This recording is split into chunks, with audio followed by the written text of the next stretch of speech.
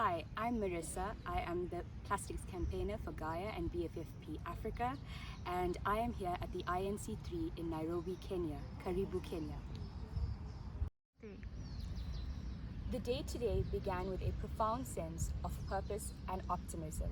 We were welcomed to embrace the spirit of Nairobi, since this is the home where we got the mandate for the world's first plastics treaty by His Excellency William Ruto, INC Secretariat Jyoti Mathur Philip, and Executive Director Inga Anderson, who highlighted the urgency for an ambitious global plastics treaty, recognizing that plastics places our own health at risk, flowing in our bloodstream and accumulating in our organs, and reinforcing that the mandate of the UNEA resolution should cover the comprehensive and full life cycle of plastics, from polymer to production and packaging, and acknowledging that recycling and waste management practices alone will not be sufficient to address this triple planetary crisis.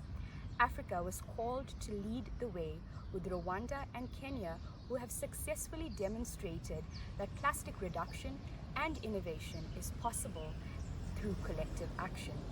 We were then urged by the INC chair to optimize the time that we have at INC3 through collective action and to engage in substantive discussion that will progress us to a mandate for the first draft of the treaty text by INC4 and pave a clear road map on intersessional work.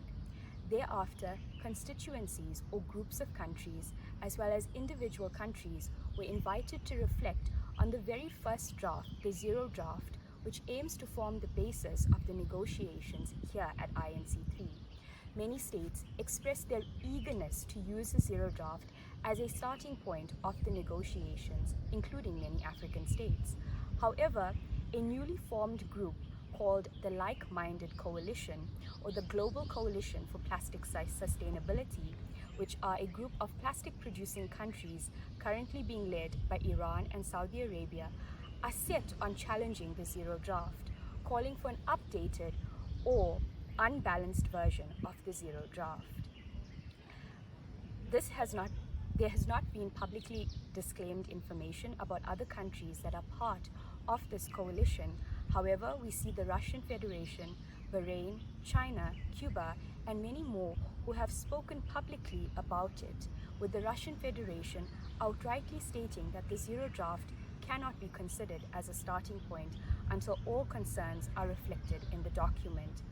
Given the urgent need for substantive discussions on the Global Plastics Treaty this week, the announcement of the coalition by Iran and Saudi Arabia, and if confirmed, Russia, shouldn't come as a surprise.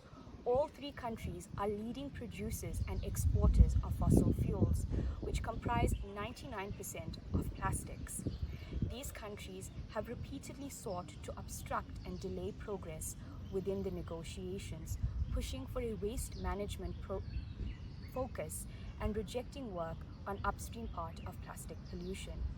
On other matters today, there was further convergence by many countries for the Plastics Treaty to cover the full life cycle of plastics, with Fiji recognizing that the life cycle starts at the extraction phase.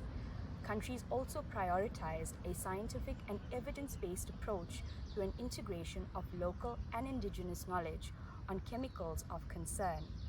There were countries, especially Africa, calling for a fair, equitable, and inclusive just transition for affected populations, with special consideration for women, vulnerable groups, children, and waste pickers.